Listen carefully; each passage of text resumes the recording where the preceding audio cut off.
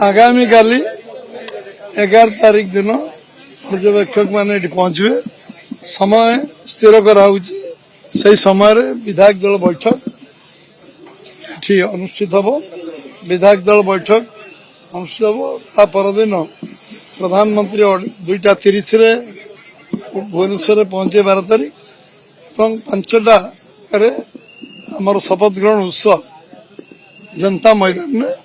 सेठी हम प्रधानमंत्री केंद्र मंत्री अधिकांश मुख्यमंत्री एवं साधु संत समस्त उपस्थित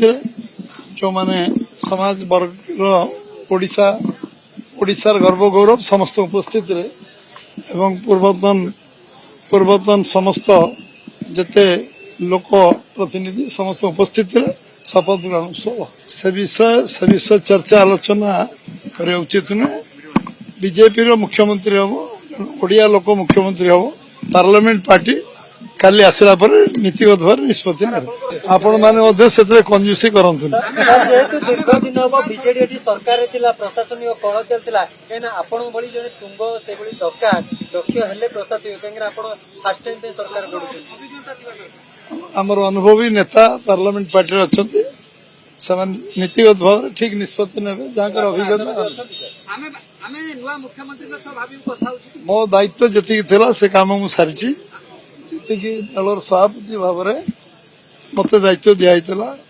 समस्त को सांगे नहीं काम करने एवं ओडिशार लोक जनसाधारण को सहयोग करने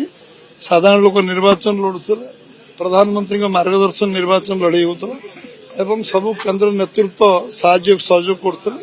से कार्य जो दायित्व मत दिखाई मुझे कर निश्चित भाव में पार्लियामेंट पार्टी तार दायित्व निर्वाह कर ओडिशा रे बीजेपी